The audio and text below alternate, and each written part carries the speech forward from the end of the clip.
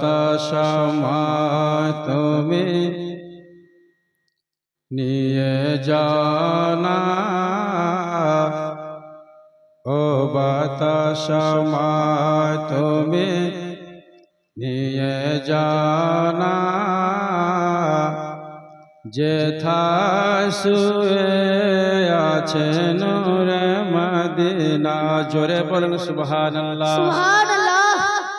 ও বাতাসময় তুমি নিয়ে জানা, যেথায় শুয়ে আছে নূরে মদিনা, যেথায় শুয়ে আছে নূরে মদিনা।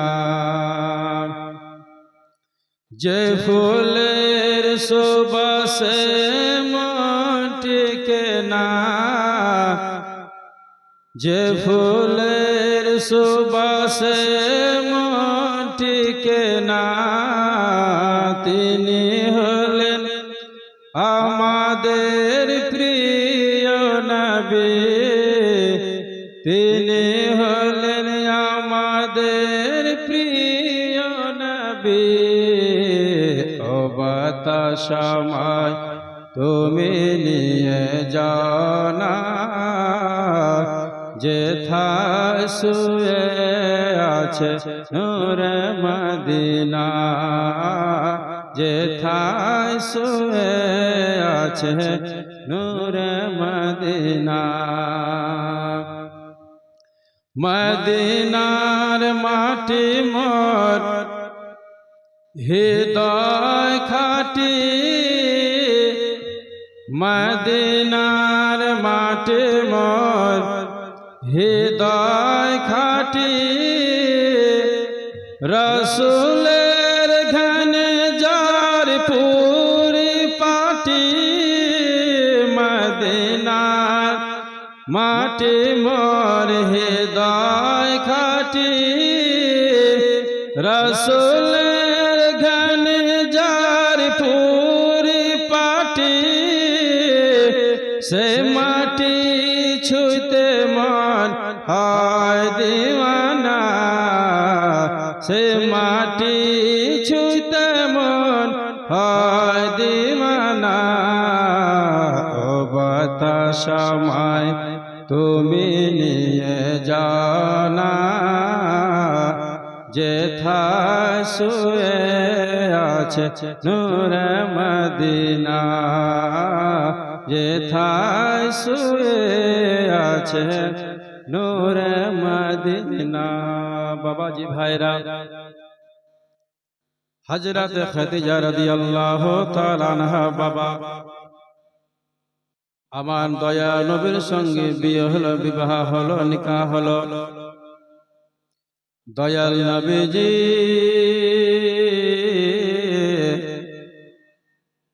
জাবালে নূরে গিয়েছেন বাবা, গুফার মধ্যে। যিনারা হজ করেছেন হাজী সাহেবরা ভালোভাবে বলতে পারবে, জাবালে নূর এমন একটি পাহাড়, অনেক উঁচু পাহাড়।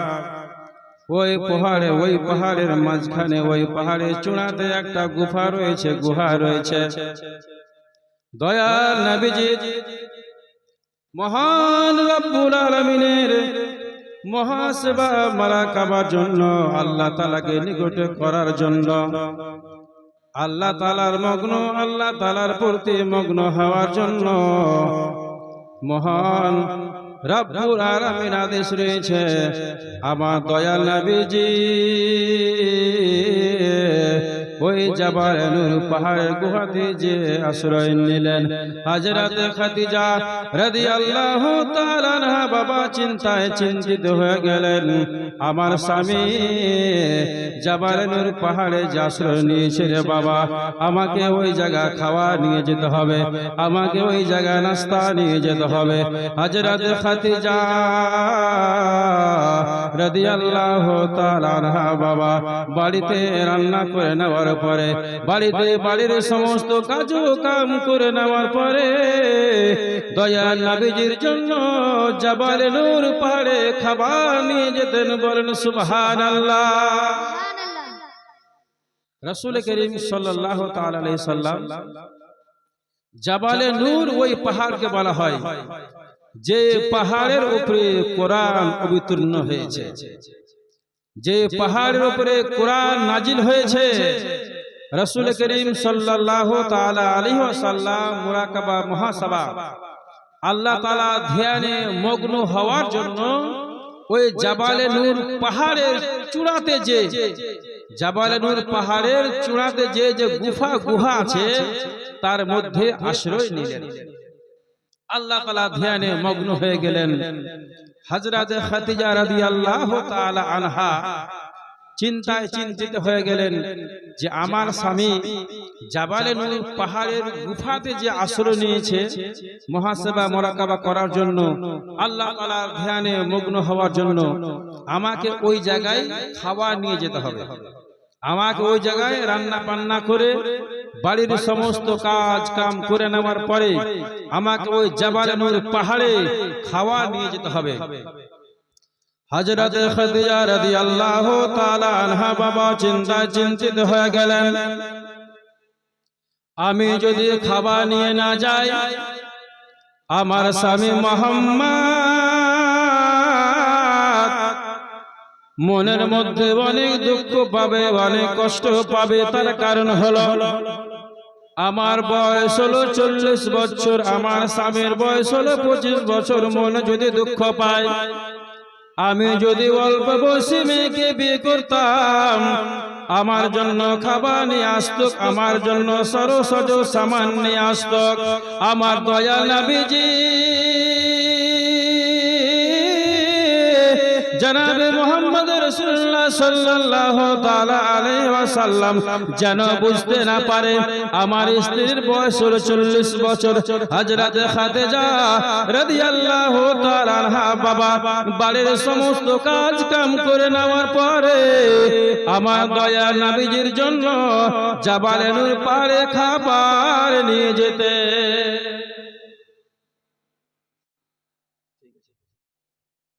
খাবার নিয়ে যেতেন। দয়াল নবীজির কাছে একদিন খাবার নিয়ে গেল, 2 দিন খাবার নিয়ে গেল, 3 দিন খাবার নিয়ে গেল। আমার দয়াল নবীজি খাদিজাকে জিজ্ঞাসা করেন, বিবি খাদিজা তোমার কি কোনো কষ্ট হয়েছে রে বিবি? তোমার কি কোনো অসুবিধা হচ্ছে রে বিবি? তোমার কোনো তাকলিফ হচ্ছে না রে বিবি? হযরত খাদিজা রাদিয়াল্লাহু তাআলা আনহা বাবা নবী করিম সাল্লাল্লাহু তাআলা আলাইহি ওয়াসাল্লামকে বলেন, স্বামী গো, ও আমার কলিজার টুকরা স্বামী গো, আপনার কাছে আমি যে খাবার গুলো নিয়ে যাই আমি একটা দুপা করে করে ওই জাবালে নূর পাহাড়ে চূড়াতে যে চেপে নি, তারপরে আপনাকে আমি খাবার দিয়ে আসি। স্বামী গো, আমার মনে কোনো দুঃখ নাই গো স্বামী, আমার মনে কোনো কষ্ট নাই গো স্বামী, আমার মনে কোনো ব্যথা নাই গো স্বামী গো। আপনি যদি আমার স্বামী না হইতেন, অন্য কেউ যদি আমার স্বামী হতো, তবু আমাকে স্বামীর মতো খিদমত করতে হতো। বলেন সুবহানাল্লাহ। একদিন নয়, এক এক করে করে করে করে 40 দিন ধরে হযরতে খাদিজা রাদিয়াল্লাহু তাআলা আনহা বিশ্ব নবীর জন্য বাড়িতে খাবার রান্না করে বাড়িতে সমস্ত কাজ কাম করে নেওয়ার পরে জাবালে নূর ওই পাহাড় গুফাতে খাওয়া নিয়ে গেছেন। সুবহানাল্লাহ। আজকালের মধ্যে প্রায় আমরা ইউটিউবে দেখতে পাই, ফেসবুকে দেখতে পাই, যেই জাবালে নূর পাহাড় রয়েছে ওই পাহাড়ে সৌদি সরকার সিঁড়ি রাস্তা করে দিয়েছে। সিঁড়িতে আস্তে আস্তে চেপে চেপে চেপে চেপে জাবালে নূর পাহাড়ে চাপতে পারা যায়। জায়গায় জায়গায় দোকান হয়ে গিয়েছে। যদি আপনাকে পিয়াস লাগে, আপনি যদি পিপাসিত হয়ে যান, তো আপনি ওই জায়গাতে জলও পাবেন, সবকিছুই পাবেন। এমন কি যে যদি আপনি ক্লান্ত হয়ে যান, তো ওই জায়গাতে বিশ্রাম করার জন্য ঘরও তৈরি করে দিয়েছে। আপনি চাপতে পারছেন না, 2 ঘন্টা 3 ঘন্টা আপনি বিশ্রাম নেবেন, তারপরে আবার আপনি চাপবেন। সেই মতো করে সৌদি সরকার ঘর তৈরি করে দিয়েছে। এ করে করে হযরতে খাদিজা রাদিয়াল্লাহু তাআলা আনহা বাবা একদিন গেল, 2 দিন গেল, 3 দিন গেল, 4 দিন গেল, 40 দিন ধরে যাওয়া আসা করলো। কোনো অসুবিধা হলো না, কোনো কষ্ট হলো না। যেদিন রে বাবা 40 দিন হবে, হযরতে খাদিজা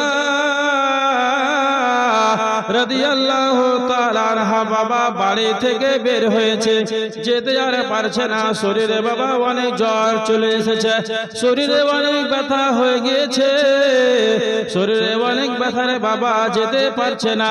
তবু টুকটুক টুকটুক করে 1 পা 2 পা করে করে জাবালে নূর পাহাড়ে চেপেছে রে বাবা আমার দয়াল নবীজি আকা দো জাহাঁ জনাবে মুহাম্মদ রাসূলুল্লাহ সাল্লাল্লাহু তাআলা আলাইহি ওয়াসাল্লাম খাদিজার দিকে তাকায়া তাকায়া মুচকি মেরে হেসে ফেললেন।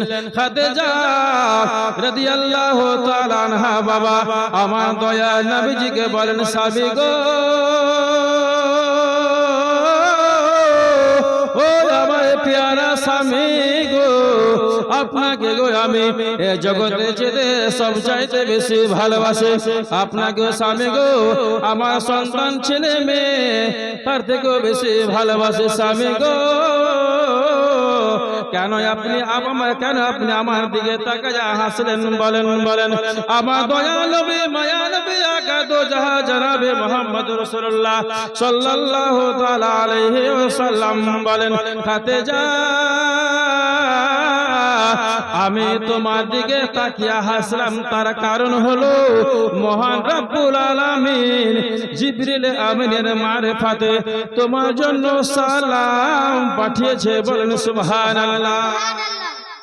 তার জন্য আমি হাসলাম যে মহান রব্বুল আলামিন জিবরিল আমিনের মারফতে বলে পাঠিয়েছে যে জিবরিল আমিন যাও হযরতে খাদিজাতুল কুবরা রাদিয়াল্লাহু তাআলা আনহাকে আমার সালাম তুমি দিয়ে দিও, আমার সালামটা বলে দিও।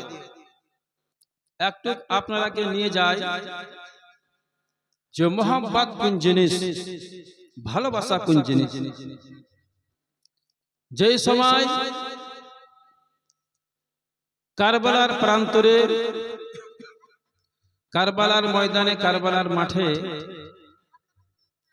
ইমামে হুসেনের গর্দনকে কেটে নিয়ে চলে গেল। কোথায় নিয়ে গেল? কুফা শহরে। কুফা শহরের যে সেন্ট্রাল মসজিদ, ওই মসজিদে ইমামে হুসেনের গর্দনকে কেটে নিয়ে কাফিরে মুশরিকরা, ইয়াজিদের দলে পালেরা মুন্ড নিয়ে কিন্তু চলে গেল কুফা শহরের সেন্ট্রাল মসজিদের সামনে। জুম্মার দিন, জুম্মাতে এক এক করে করে করে করে লোক প্রবেশ করছে, ঢুকছে, কিন্তু মুসলমানও অনেক রয়েছে, আর ইহুদি নাসারা কাফির মুশরিক কিন্তু অনেক রয়েছে। জুমার খুতবা দিবে কে? উবাইদুল্লাহ ইবনে জিয়াদ।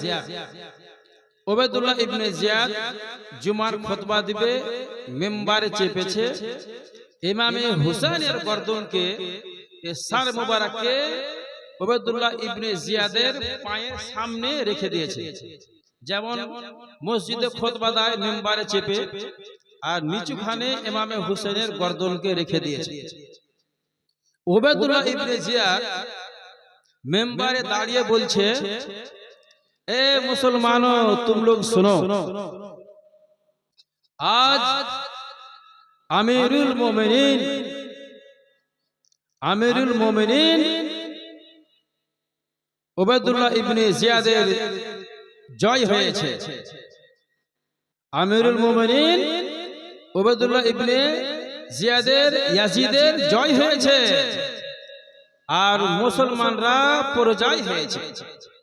মানে ইয়াজিদের জয় হয়েছে আর মুসলমানরা হেরে গেছে। বুঝতে পেরেছেন? ওই যে ইমামে হুসেনের গর্দনকে কেটে পায়ে নিচে রেখেছে, আর উবাইদুল্লাহ ইবনে জিয়াদ মিম্বারে চেপে সমস্ত মুসলমানকে বলছে কি যে ইয়াজিদের জয় হয়েছে আর মুসলমানদের তারা মানে যে পরাজয় হয়েছে, তারা জিততে পারেনি, আমরা জিততে পেরেছি। তার মধ্যে একজন আশিকে রাসূল ছিলেন, নবী প্রেমিক ছিলেন, সাহাবী প্রেমিক ছিলেন, হযরতে আফীফ রাদিয়াল্লাহু তাআলা আনহু। বলেন সুবহানাল্লাহ। হযরতে আফীফ রাদিয়াল্লাহু তাআলা আনহু বাবা উবাইদুল্লাহ ইবনে জিয়াদকে বলতে আরম্ভ করলেন, এই উবাইদুল্লাহ ইবনে জিয়াদ, তুমি কাকে আমিরুল মুমিনিন বানাইছো বলো, বলো কাকে তুমি আমিরুল মুমিনিন বানাইছো বলো। উবাইদুল্লাহ ইবনে জিয়াদ বলতে লাগলো, আফীফ, আমি ইয়াজিদকে আমিরুল মুমিন বানিয়েছি, তার কারণ হলো মুসলমানরা হেরে গিয়েছে, ইয়াজিদের জয় হয়েছে, ইয়াজিদ বিজয় হয়েছে।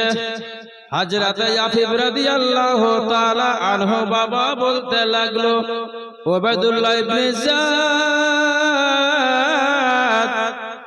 আমি দুই চোখের অন্ধ, আমি চোখে দেখতে পাই না গো, কিন্তু তুমি এই জিনিসটা ভাবো না, তুমি এই ভাবো না যে আমার অন্তরের মধ্যে নবীর মহব্বত নাই, আমার অন্তরের মধ্যে সাহাবায়ে কেরামের মহব্বত নাই, আমার অন্তরের মধ্যে ইমামে হোসেনের মহব্বত নাই, আমার অন্তরের মধ্যে হাসান হুসেনের মহব্বত নাই। এই উবাইদুল্লাহ ইবনে জিয়াদ, তুমি কান খুলে শুনে নাও, কান খুলে শুনে নাও। আমার চোখ না হইতে পারে, আমি চোখে দেখতে না পাই, কিন্তু আমি নবীকে অতিরিক্ত ভালোবাসি, আমি ইমামে হোসেনকে অতিরিক্ত ভালোবাসে, আমি ইমামে হাসানকে অতিরিক্ত ভালোবাসে। এই উবাইদুল্লাহ ইবনে জিয়াদ, আমি যে মতো নবী করিম সাল্লাল্লাহু তাআলা আলাইহি ওয়াসাল্লামকে ভালোবাসে, সেই মতন আমার দু জাহানের বাদশা জনাবে মুহাম্মদ রাসূলুল্লাহ সাল্লাল্লাহু তাআলা আলাইহি ওয়াসাল্লামের নামাসা ইমামে হোসেনকে সেই মতনই ভালোবাসে। বলেন সুবহানাল্লাহ।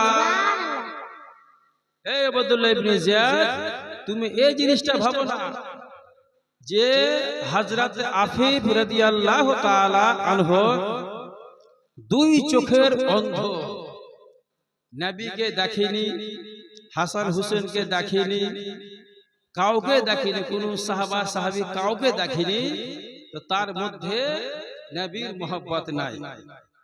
হযরতে আফীফ রাদিয়াল্লাহু তাআলা আনহু দাঁড় হয়ে বললেন, এই কুফা শহরের সেন্ট্রাল মসজিদের মুসল্লিগণ, তোমাদের মধ্যে অনেক মুসলমান রয়েছে, তোমাদের মধ্যে অনেক ঈমানদার রয়েছে, তোমাদের মধ্যে অনেক কোটিপতি মালদার পয়সা তোমরা রয়েছো, কিন্তু তোমরা উবাইদুল্লাহ ইবনে জিয়াদের সামনে এই কথাটা বলতে পারলে না যে ইমামে হাসানের ইমামে হোসেনের তুমি সার মুবারককে কেটে নিয়ে এসে তোমার পায়ে নিচুতে রেখে তুমি বলছো যে মুসলমানরা হেরে গিয়েছে আর ইয়াজিদ আজকে জিতে নিয়েছে। বলেন নাউজুবিল্লাহ।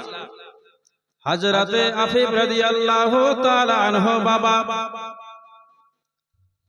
রাগ গোসাতে রেগে উঠলেন, দাঁড় হয়ে গেলেন, উবাইদুল্লাহ ইবনে জিয়াদকে বলতে আরম্ভ করলেন, হে উবাইদুল্লাহ ইবনে জিয়াদ, আমার হাতে যদি তলোয়ার দাও, আমাকে তুমি যদি সে জায়গা মতো বসিয়ে দাও, আমার হাতে আমি যদি ফারসা বল্লম পেনি, উবাইদুল্লাহ ইবনে জিয়াদ আমি তোমাকে নবীর মহব্বতকে অন্তরের মধ্যে রেখে, আমি ইমামে হোসেনের মহব্বতকে অন্তরের মধ্যে রেখে, আমি ইমামে হাসানের মহব্বতকে অন্তরের মধ্যে রেখে, এই উবাইদুল্লাহ ইবনে জিয়াদ, যে মুহূর্তে তুমি বলেছিলে মিম্বারে দাঁড় হয়ে যে মুসলমানরা হেরে গিয়েছে আর ইয়াজিদের বিজয় হয়েছে, ওই মুহূর্তে আমি তোমাকে এক সেকেন্ডও রাখতাম না, তোমার গর্দন কেটে দুই টুকরা করে দিতাম। বলেন সুবহানাল্লাহ।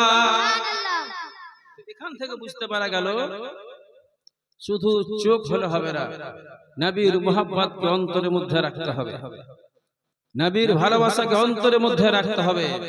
তার কারণ হযরতে খাদিজা রাদিয়াল্লাহু তাআলা আনহা 40 দিন ধরে কার মহব্বতে, কার ভালোবাসাতে, আমার নবীর মহব্বতে, নবীর ভালোবাসাতে হেঁটে হেঁটে হেঁটে হেঁটে জাবালে নূর পাহাড়, যে পাহাড়ের চূড়াতে যুবক ছেলে যদি চাপে তো থকে যাবে, যদি যুবক ছেলেরা চাপে, যুবক তরুণীরা চাপে তো থকে যাবে, চাপতে পারবে না।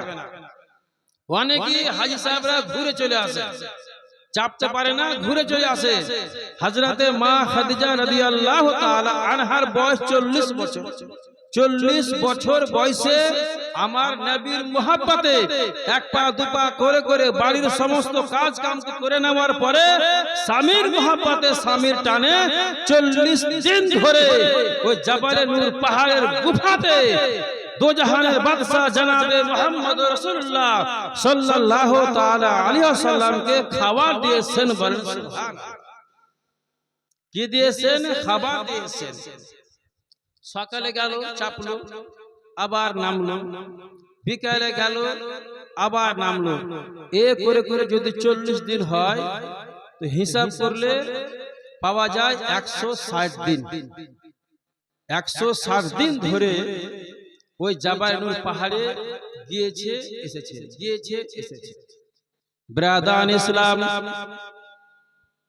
হযরতে ফাতেমা তুজহরা রাদিয়াল্লাহু তাআলা আনহা বাবা এই মতো বাড়ির মধ্যে বসে রয়েছেন। দো জাহানের বাদশা তাজদারে মদিনা জনাবে মুহাম্মদ রাসূলুল্লাহ সাল্লাল্লাহু তাআলা আলাইহি ওয়াসাল্লাম বাবা মা ফাতেমাকে বলছেন, বেটি রে,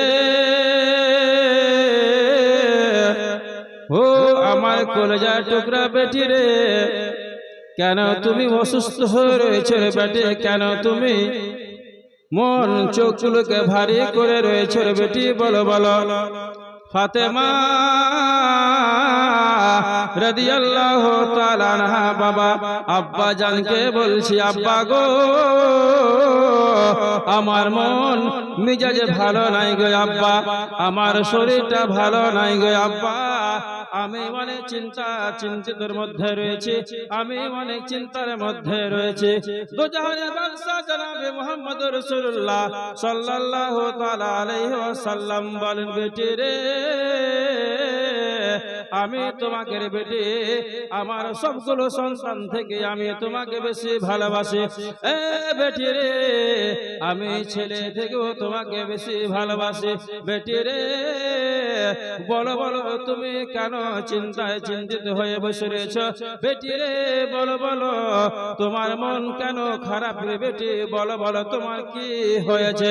মা ফাতেমা রাদিয়াল্লাহু তাআলা আনহা বাবা বলতে আরম্ভ করেন, আব্বা গো, ও আব্বা গো, আপনি বাড়ির ভেতরে গিয়ে আব্বা অসুস্থ হয়েছিলেন গো আব্বা, আমাদের দরওয়াজাতে একটি লোক এসে দাস্তাক দিল, দরওয়াজাতে আওয়াজ দিল, বাড়িতে কে রয়েছে নাকি? বলো বলো। মা ফাতেমা বলেন, আব্বা গো, আমি বাড়ির বাইরে যে বললাম আমার আব্বা জান অসুস্থ, ঘুমিয়ে রয়েছে, আপনি ফেরত চলে যান। ওই ব্যক্তি ফেরত চলে গেল। আর একদিন বাড়িতে এসে আওয়াজ দিল, দাস্তাক দিল। আমি বাড়ির ভিতর থেকে বার হয়ে আসলাম, আমাকে বলে, তোমার আব্বা জান বাড়িতে আছে কিনা? আমি বললাম, আমার আব্বা জান অসুস্থ রয়েছে। আবার ওই ব্যক্তি ফেরত চলে গেল। আব্বা গো, একদিন গেল, 2 দিন গেল, 3 দিনের দিন আমাকে বলতে আরম্ভ করলো, ফাতেমা তোমার আব্বা জানকে যে তুমি বলো ফাতেমা রে, যে আমাদের বাড়িতে একটি আরবি এসেছে, আমাদের বাড়িতে একটি দেহাতি এসেছে তোমার সঙ্গে সাক্ষাৎ করার জন্য। আমার দয়া নবী মায়া নবী আকা দো জাহা জনাবে মুহাম্মদ রাসূলুল্লাহ সাল্লাল্লাহু তাআলা আলাইহি ওয়াসাল্লাম বাবা এক পা দুপা করে করে গেটের বাইরে চলে আসলেন রে বাবা। মা ফাতেমা বলেন, আব্বা গো আপনি বলেন ওই ব্যক্তি কে ছিল? আমার দয়ালু বলেন, ফাতেমা আমি তোমাকে যদি বলে দিই ওই ব্যক্তি কে ছিল, আমি তোমাকে যদি বলে দিই ওই ব্যক্তি কে ছিল, কোথায় থেকে এসেছিল, ফাতেমা তোমার চোখে জল তুমি ধরে রাখতে পারবে না। বলেন সুবহানাল্লাহ। ফাতেমা রাদিয়াল্লাহু তাআলা আনহা চিন্তা করছে বাড়িতে বসে বসে, চিন্তা করছে বাড়িতে বসে বসে। দয়ার নবী বলেন, বেটি তুমি কেন চিন্তা করছো মা? মা ফাতেমা বলেন, আব্বা গো আপনি বাড়িতে ছিলেন, আপনি অসুস্থ ছিলেন, তো আমাদের বাড়িতে একটা লোক আসলো, এসে আমাকে বলছে তোমার আব্বাকে ডেকে দাও।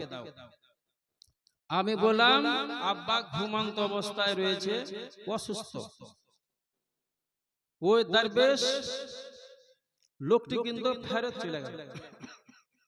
আবার একদিন এসে বলে, বাড়িতে দস্তক দিল, আওয়াজ দিল, আমি বাড়ি আসলাম, আমাকে বলল তোমার আব্বাকে ডেকে দাও।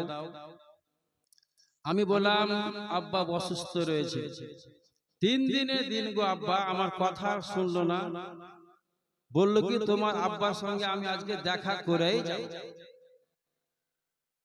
দয়াল নবীজি মায়া নবীজি আকা দো জাহা জনাবে মুহাম্মদ রাসূলুল্লাহ সাল্লাল্লাহু তাআলা আলাইহি ওয়াসাল্লাম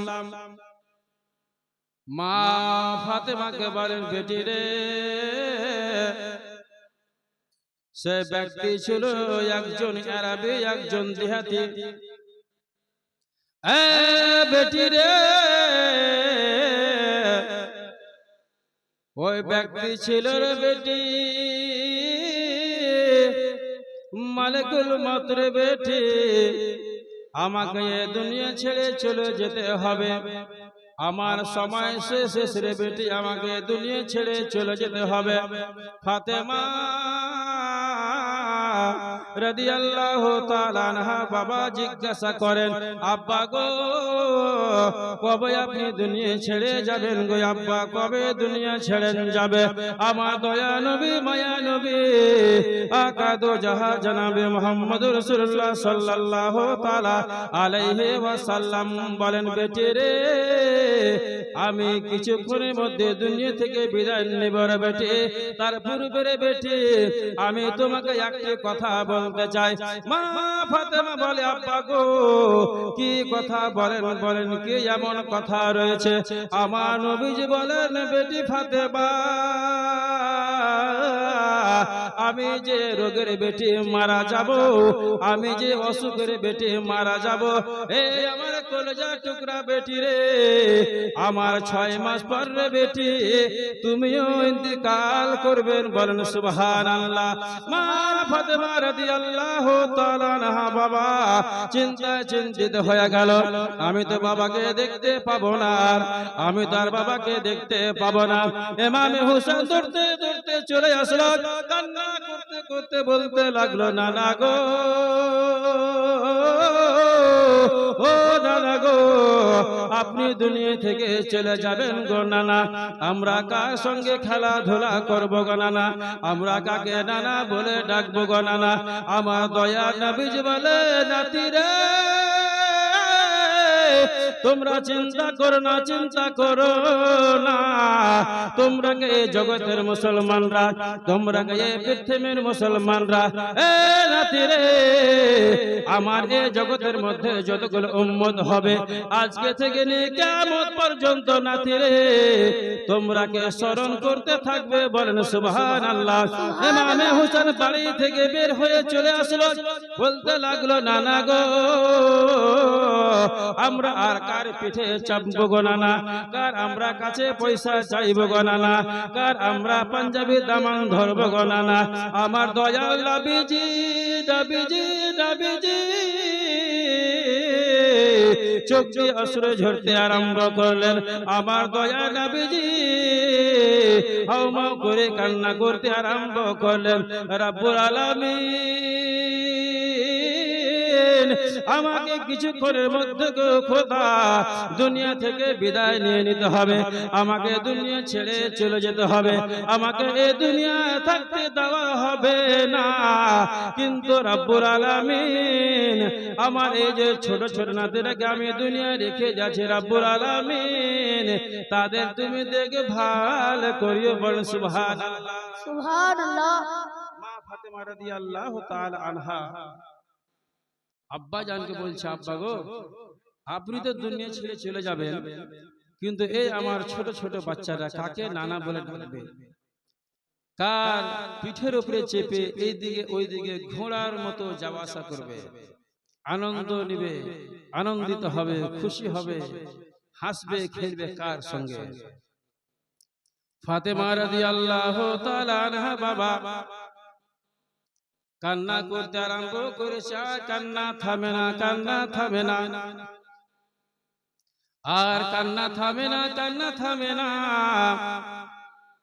দয়াল নবীজি, মায়া নবীজি জনাবে মুহাম্মদ রাসূলুল্লাহ সাল্লাল্লাহু তাআলা আলাইহি ওয়াসাল্লাম বাবা মা ফাতেমাকে বলেন, বেটি রে, ও আমার কলেজার টুকরা বেটি রে, তোমাকে কি রে বেটি আমি একটি খুশখবরি শোনাবো না? তোমাকে যদি আমি একটি ভালো সুসংবাদ শোনাই রে বেটি, তোমার মনটা কেমন হবে? মা ফাতেমা বলে, আব্বা গো, আমাকে আপনি কি বলতে চান গো আব্বা? আপনি আমাকে কি বলবেন গো আব্বা? আমার দয়া নবী, মায়া নবী, আকা দো জাহান জনাবে মুহাম্মদ রাসূলুল্লাহ সাল্লাল্লাহু তাআলা আলাইহি ওয়াসাল্লাম বলেন, বেটি ফাতেমা, মহান রব্বুল আলামিন রে বেটি, তোমাকে মুমিনদের মায়ের জন্য, তোমাকে রে বেটি এই জগতের মাদের জন্য জান্নাতে নেত্রী বানিয়েছেন। বলেন সুবহানাল্লাহ, সুবহানাল্লাহ। হযরত ফাতেমা জোহরা রাদিয়াল্লাহু তাআলা আনহাকে বললেন কি, দয়াল নবীজি বেটি রে, আর তুমি কান্না করো না রে বেটি, তোমাকে মহান রব্বুল আলামিন এই জগতের পৃথিবীর মুসলমানদের মা বোনদের জন্য তোমাকে জান্নাতের নেত্রী বানিয়েছেন। বলেন সুবহানাল্লাহ। বিরাদার মিল্লাত ইসলামিয়া বাবা মা ফাতেমা এক পা দুপা করে করে করে করে বাড়ির দিকে রওনা হয়ে গেল। বাবা বাড়ির মধ্যে প্রবেশ করলেন। হযরত আয়েশা সিদ্দিকা রাদিয়াল্লাহু তাআলা আনহা বাবা জিজ্ঞাসা করেন, ফাতেমা, কেন তুমি কান্না করছিলে রে বেটি? বলো বলো, কেন তুমি কান্না করছিলা? বলো, কেন কান্না করছিলা? ফাতেমা বলে, মা গো,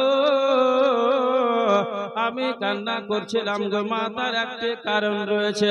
আমি কান্না করছিলাম গো মা, আমি অন্তরে অনেক দুঃখ পেয়েছি, আমি অন্তরের মধ্যে অনেক কষ্ট পেয়েছি মা গো।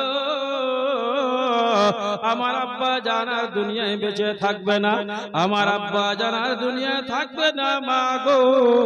কাকে আমি আব্বা বলে ডাকবো, কাকে আমি বাবা বলে ডাকবো, কার কাছে আমি যে বসে দুঃখ যন্ত্রণা ব্যথার গল্প করব মা গো।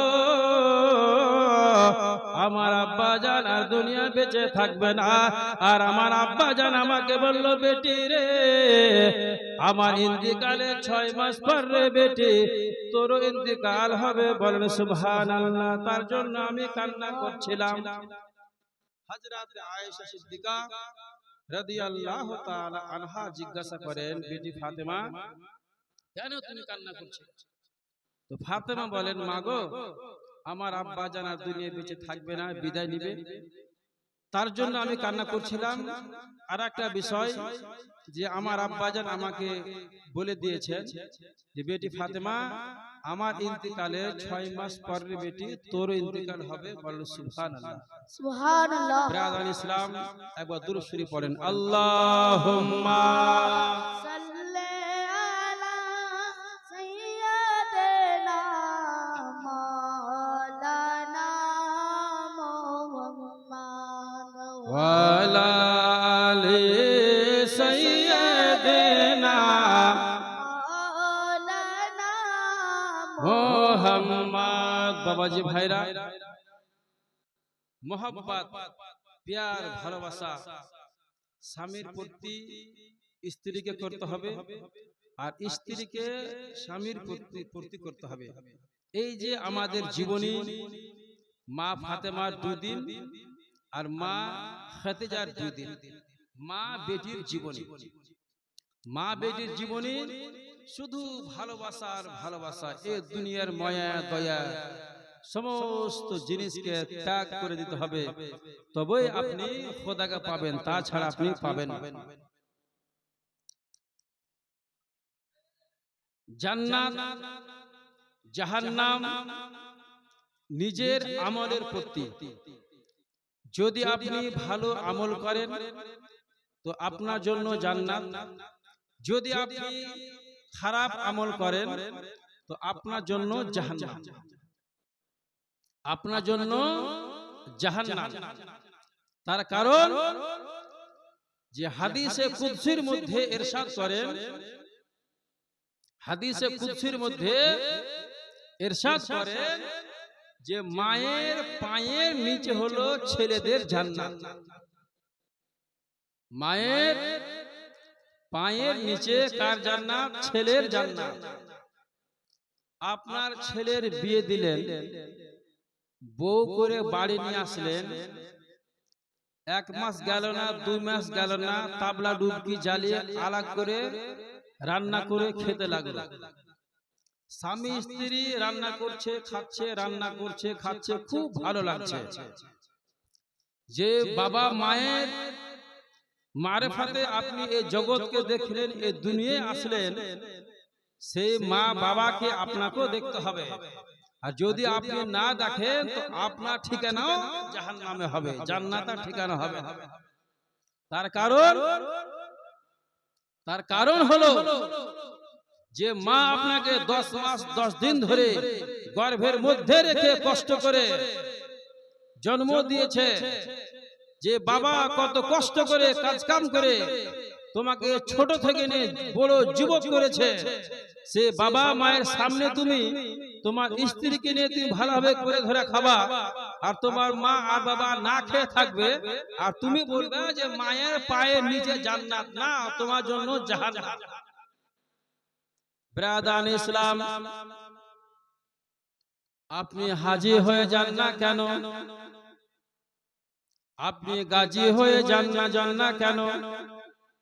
আপনি যদি মুফতি মাওলানা হয়ে যান, আপনি হয়ে গেলেন মুহাদ্দিস মুফাক্কির। বাবা মায়ের যদি আপনি না ফরমানি করেন, মাকে আপনি গালি গুলুজ দেন, বাবাকে আপনি যদি ধাক্কা মেরে বাড়ি থেকে বের করে দেন, মাকে যদি গালি দেন, বাবাকে যদি গালি দেন, বোনগুলোকে যদি গালি দেন, ছোট ছোট ভাইরাকে যদি আপনি গালি দেন, মহান রব্বুল আলামিনের দরবারে ওই মা যদি বলে দেয়, ওই আব্বা যদি বলে দেয়, খোদা গো, আমার ছেলে আমার সন্তান আমাকে অনেক জ্বালিয়ে পড়িয়ে ফেলে দিয়েছে, মহান রব্বুল আলামিন আমাকে তার বিচার চাই। মহান রব্বুল আলামিন বলেন, ও আমার বান্দারে, ওই সময় যদি পুলসরাতের বিচার হয় তাকেও বাদ দিয়ে দেওয়া হবে। ওই সময় যদি মিজানের বিচার হয় ওই সময় বাদ দিয়ে দেওয়া হবে। ওই সময় যদি হাউজে কাউসারে পানি পান করানো হয় সেই সময়টাকে বাদ দিয়ে দেওয়া হবে।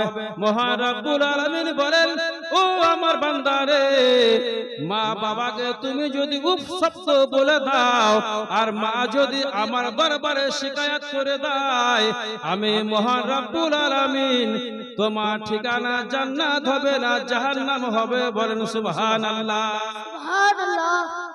হযরতে মূসা আলাইহিস সালাম আল্লাহ তাআলা দরবারে দুই হাতকে উত্তোলন করে দোয়া চাইলেন, আল্লাহ গো, আমাকে একটা সাওয়ারি দেন, আমাকে একটা ঘোড়া দুম্বা উট দেন। আমার বাড়ি হচ্ছে অনেক দূরে, আমি ওই সাওয়ারির উপরে চেপে ওই ঘোড়ার উপরে চেপে আমি আমার বাড়ি যাব। মহান রব্বুল আলামিন হযরতে মূসা আলাইহিস সালামকে বলেন, মূসারে যাও, এই যে আমার সামনে একটা নদী রয়েছে, ওই নদীর পাড়ে সাইডে একটা ছোট বাচ্চা বসে রয়েছে, ওই বাচ্চাকে তুমি যে বলো যে বাবু তুমি একটা আমাকে সাওয়ারি দাও। সাওয়ারি মানে ঘোড়া, উট, দুম্মা, গাধা, আমাকে একটা তুমি সাওয়ারি দাও। আমি ওই সাওয়ারিতে চেপে আমার বাড়ি আমি নিজ জায়গা মতো পৌঁছে যাব। তার পূর্বে হযরতে মূসা আলাইহিস সালাম চিন্তা করছেন যে কি ব্যাপার, আমি একজন নবী পয়গম্বর আর আমাকে আল্লাহ তাআলা বলছেন যে মূসারে যাও, ওই নদীর পাড়ে নদীর সাইডে একটা ছোট বাচ্চা বসে রয়েছে, ওই বাচ্চাকে যে তুমি বলো যে আমাকে একটা সাওয়ারি দাও, ঘোড়া দাও। হযরতে মূসা আলাইহিস সালাম এক পা দু পা করে যেতে আরম্ভ করলেন। নদীর পাড়ে যে পৌঁছে গেল, নদীর পাড়ে পৌঁছে যাওয়ার পরে ওই বাচ্চাটিকে বলতে আরম্ভ করলেন, এ বাবু শোনো শোনো, আমার বাড়ি অনেক দূর, আমার ঘর অনেক দূর, আমাকে তুমি একটা সাওয়ারি দাও, একটা আমাকে ঘোড়া দাও, সাওয়ারি দাও। আমি ওই সাওয়ারিতে চেপে আমার বাড়ি আমি পৌঁছে যাব। ওই ছোট বাচ্চাটি সামন দিকে তাকালো, কিছু নাই, কোনো ঘোড়া কোনো সাওয়ারি নাই। বাঁ দিকে তাকালো, কোনো ঘোড়া কোনো দুম্বা উট কিছু নাই। ডান দিকে তাকালো, কোনো সাওয়ারি নাই, কোনো ঘোড়া নাই। পিছন দিকে তাকালো, কোনো সাওয়ারি নাই, কোনো ঘোড়া নাই। ওই ছোট বাচ্চা আসমানের দিকে তাকিয়ে রে বাবা বলতে আরম্ভ করলো, এই আসমানের মেঘ শোনো শোনো, এই আসমানের বাদল শোনো শোনো, এই আসমানের মেঘ তোমরা শোনো শোনো, তোমরা আমার কথাটি একটু শুনে নাও, তোমরা আমার কথাটি একটু মেনে নাও। মহান রব্বুল আলামিন একজন পয়গম্বরকে আমার কাছে পাঠিয়েছে, মহান রব্বুল আলামিন একজন পয়গম্বরকে আমার নিকটে পাঠিয়েছে। এই আকাশে মেঘ শোনো শোনো, তোমরা নিচে নেমে চলে এসো, তোমরা নিচে নেমে চলে এসো। আকাশের মেঘ রে বাবা, আকাশের বাদল রে বাবা, মেঘগুলো নিচে নেমে চলে আসলো। হযরতে মূসা আলাইহিস সালামকে ওই বাচ্চাটি বলতে আরম্ভ করলেন, এ মূসা রে, আমার কাছে তুমি যে সাওয়ারি চেয়েছিলে, আমার কাছে তুমি যে সাওয়ারির মান করেছিলে, মূসা রে যাও যাও, এই মেঘের টুকরার উপরে চেপে তুমি তোমার বাড়ি জায়গা মতো পৌঁছে যাও। বলেন সুবহানাল্লাহ। সুবহানাল্লাহ। আকাশের মেঘকে হযরত মূসা আলাইহিস সালাম, হযরতে মূসা আলাইহিস সালাম আকাশের মেঘের দিকে ইশারা করে বললেন, ওই বাচ্চাটি ইশারা করে বলল যে মেঘের টুকরা, তোমরা আকাশ আর খেলাধুলা না করে তোমরা নিচে নেমে চলে এসো। আকাশের মেঘের টুকরা নিচে নেমে চলে আসলো। হযরতে মূসা আলাইহিস সালাম ওই মেঘের টুকরার উপরে চেপে নিজের বাড়ি জায়গা মতো পৌঁছে গেলেন। পৌঁছে যাওয়ার পরে হযরতে মুসা আলাইহিস সালাম সাজদায় পড়ে গেলেন। কোথায় পড়লেন? সাজদায়। কেন পড়লেন? ব্রেন আর কাজ করছে না। ব্রেন আর কাজ করছে না যে আমি একজন পয়গম্বর হয়ে আমাকে মহান রব্বুল আলামিন বলেন, মুসারে যাও নদীর পাড়ে, ওই যে বাচ্চাটা বসে রয়েছে, ওই বাচ্চার কাছে যে তুমি সাওয়ারি মাং করো, ওই বাচ্চার কাছে যে তুমি সাওয়ারি চাও, তোমাকে সাওয়ারি দেওয়া হবে, তোমাকে ঘোড়া দুম্বা উট সব কিছু দেওয়া হবে। আমি একজন পয়গম্বর, আমার মন কিন্তু শান্তি হচ্ছে না। মন কিন্তু মনের মধ্যে একটা মানে যে বেচেনি রয়েছে। মহান রব্বুল আলামিনের দরবারে সাজদায় পড়ে গেলেন কে? হযরত মুসা আলাইহিস সালাম। সাজদায় পড়ে আরজ করলেন, কেন তো মিনতি করলেন, আল্লাহ গো আমার উম্মতরা বলবে গো আল্লাহ, আমার যতগুলো উম্মত রয়েছে গো আল্লাহ, আমাকে যতগুলো মাননেওয়ালা রয়েছে গো আল্লাহ, তারা বলবে আমাদের পয়গম্বর আল্লাহ তাআলার কাছে সওয়ারি চেয়েছিল কিন্তু সওয়ারি দেওয়া হয়নি। আমাদের নবী আল্লাহ তাআলার কাছে ঘোড়া চেয়েছিল কিন্তু ঘোড়া দেওয়া হয়নি। আমাদের পয়গম্বর আল্লাহ তাআলার কাছে দুম্বা চেয়েছিল কিন্তু দুম্বা দেওয়া হয়নি। আমাদের নবী মুসা আলাইহিস সালাম আল্লাহ তাআলার কাছে সওয়ারি চেয়েছিল কিন্তু সওয়ারি দেওয়া হয়নি। হযরত মুসা আলাইহিস সালাম সাজদায় পড়ে গেলেন রে বাবা। সাজদায় পড়ে আল্লাহ তাআলার দরবারে আরজ করতে লাগলেন, মহান রব্বুল আলামিন আমি জানতে চাই কেন ওই বাচ্চাটি আকাশের মেঘকে নিচে নামিয়ে আমাকে সওয়ারি বানিয়ে দিয়েছে, তার এত পাওয়ার কোথায় থেকে আসলো, তার এত ক্ষমতা কোথায় থেকে আসলো, তার এত বুদ্ধি কোথায় থেকে আসলো, তার এত পাওয়ার কোথায় থেকে আসলো। মহান রব্বুল আলামিন বলে, মুসা রে তুমি আমার কাছে শুনতে চাও, তুমি আমার কাছে জানতে চাও। হযরত মুসা আলাইহিস সালাম আবার প্রশ্ন করলেন, রব্বুল আলামিন আপনি যদি আমাকে না বলেন গো, আমার উম্মতরাকে আমি কি জবাব দেব, আমার উম্মতরাকে আমি কি কথা বলবো? মহান রব্বুল আলামিন বলে, মুসা রে ওই বাচ্চাটি যেমন তেমন বাচ্চা না, ওই ছেলেটি যেমন তেমন ছেলে না। এ মুসা শুনো, ওই বাচ্চাটি মায়ের খিদমত করেছে, আর ওই খিদমতকে মহান রব্বুল আলামিন পছন্দ করেছে, তার জন্য ওই বাচ্চার কাছে তোমাকে সওয়ারি নামার জন্য পাঠিয়েছেন। বলেন সুবহানাল্লাহ। বুঝতে পারলেন? ওই বাচ্চাটি কার খিদমত করেছে? মায়ের খিদমত করেছে, বাবার খিদমত করেছে। তার জন্য মহান রব্বুল আলামিন একজন পয়গম্বরকে বলছেন যে মুসা রে যাও, ওই বাচ্চার কাছে তুমি চলে যাও, ওই বাচ্চা তোমাকে সওয়ারি দিবে। আল্লাহ তাআলা সওয়ারি দিতে পারতেন, কিন্তু ওই বাচ্চার কাছে পাঠানোর উদ্দেশ্য হলো মুসা আলাইহিস সালামের উম্মতকে একটা সবক দেওয়া, একটা পড়াশোনা দেওয়া, একটা জ্ঞান দেওয়া, বুদ্ধি দেওয়া, যে বাবার খিদমত করতে হবে, মায়েরও খিদমত করতে হবে, তাছাড়া তুমি জান্নাত পাবে না, তোমাকে জাহান্নামে যেতে হবে। মায়ের খিদমত করতে হবে। হযরত মুসা আলাইহিস সালাম আরজ করলেন, মহান রব্বুল আলামিন খোদা গো কোন এমন খিদমত করেছে, কোন এমন কাজ করেছে আমি জানতে চাই। মহান রব্বুল আলামিন বলে, মুসা রে সেটাও কি তুমি জানবে বলো? হযরত মুসা আলাইহিস সালাম বলেন, আল্লাহ গো আমি সেই জিনিসটাও জানতে চাই গো আল্লাহ, আমার উম্মতদেরকে আমি বলবো, আমি সেই জিনিসটাও জানতে চাই। মহান রব্বুল আলামিন বলে, মুসা রে ওই বাচ্চাটি যখন ছোট ছিল, 9 বছর বয়স, তার মা একটি ঘরের মধ্যে ঘুমিয়েছিল। কোথায় ছিল তার মা? একটি ঘরের মধ্যে ঘুমিয়ে রয়েছে।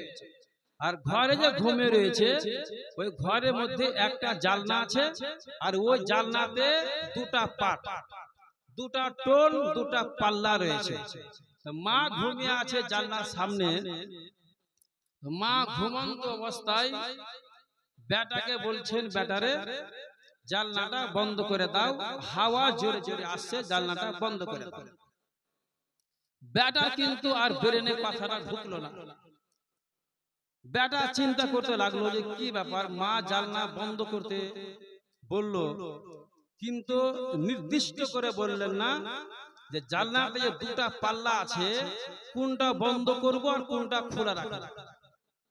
যদি দুটোই বন্ধ করে দিই তো মায়ের যদি কষ্ট হয়, যদি এই দিকেটা বন্ধ করে দিই মাকে যদি গরম লাগে, যদি এই দিকে এটা খুলে দিই মাকে যদি জোরে হাওয়া লাগে, ছেলে কিন্তু দাঁড়িয়ে থাকতে থাকতে থাকতে থাকতে পুরো রাত কিন্তু কেটে গেল। সকাল হয়ে গেল, ফজর হলো, আজান হলো, আবার কিন্তু মা ছেলেকে বলছে বেটারে জানলাটা বন্ধ করে দাও। আবার ছেলে চিন্তায় চিন্তিত হয়ে গেল। একবার হলো, দুইবার হলো, তিনবার হলো। 9 বছরের বেটা জানলার সাইডে সাইডে দাঁড়িয়ে রয়েছে। বেটা চিন্তায় চিন্তিত হয়ে গেল, আমি যদি এই পাটাটা বন্ধ করে দিই মা কষ্ট পাবে, আমি যদি এটা খুলে দিই মা কষ্ট পাবে। বলে বলে বেটা আর জানলা বন্ধ করলো না, ওই জানলার পাশে দাঁড় হয়ে থেকে গেল, ওই জানলার কাছে দাঁড় হয়ে থেকে গেল। মায়ের সকালে ঘুম ভেঙে গেল, মা দেখতে পায় 9 বছরের বেটা আমার কলেজার টুকরা রে, মায়ের জন্য রে বাবা, মায়ের ভালোবাসার জন্য রে বাবা, মায়ের যেন কোনো দুঃখ না হয়, মায়ের যেন কোনো কষ্ট না হয়, তার জন্য বেটা ওই জানলার কাছে দাঁড় হয়ে হয়ে চুপ রাতকে কাটিয়ে দিল। মহান রব্বুল আলামিনকে ওই দৃশ্য পছন্দ হয়েছে, আল্লাহ তাআলাকে ওই কাজটা পছন্দ হয়েছে, মহান রব্বুল আলামিনকে তার সমস্ত কাজ পছন্দ হয়েছে। তার জন্য আল্লাহ তাআলা ওই বাচ্চার এত মর্যাদাকে বাড়িয়ে দিয়েছে যে একজন পয়গম্বরকে মহান রব্বুল আলামিন বলছে, মুসা রে যাও যাও যাও, ওই বাচ্চার কাছে তুমি সওয়ারি নাও, আর ওই সওয়ারিতে চেপে তুমি তোমার বাড়ি পৌঁছে যাও। বলেন সুবহানাল্লাহ। সুবহানাল্লাহ। ব্রাদার মিল্লাত ইসলামিয়া আরো লম্বা ঘটনা আছে বাবাজি ভাইরা, আমি আর ওইদিকে যাচ্ছি না। এ করে যখন ওই বাচ্চা জানলা সারে দাঁড়িয়ে থেকে গেল, মায়ের ভালোর জন্য, যেন মা কোনো কষ্ট তাকলিফ যেন না পায়, তার জন্য বাচ্চা জানলার কাছে দাঁড়িয়ে দাঁড়িয়ে পুরো রাতকে কাটিয়ে দিল, চুপ রাতকে কাটিয়ে দিল। তারপরে মায়ের ঘুম ভাঙলো। মা আল্লাহ তাআলা দরবারে 2 হাতকে উঠিয়ে দোয়া চাইতে আরম্ভ করলেন, খোদা গো, আমার এই ছেলে ছোট বাচ্চা 9 বছর বয়স, আমার বেটা আমার জন্য মায়ের খুশির জন্য আজকে জানলার সাইডে চুপ রাত দাঁড়িয়ে থেকেছে। খোদা গো, আমার ছেলেকে তুমি তোমার দরবারে কবুল করিও। সেই মায়ের দোয়া কিন্তু আল্লাহ তাআলা দরবারে কারেন্টের মতো কবুল হয়ে গেছে। তার জন্য ওই বাচ্চার মান সম্মানকে আল্লাহ তাআলা তখন থেকে নিয়ে কিয়ামত পর্যন্ত উঁচু করে দিয়েছেন। বলেন সুবহানাল্লাহ।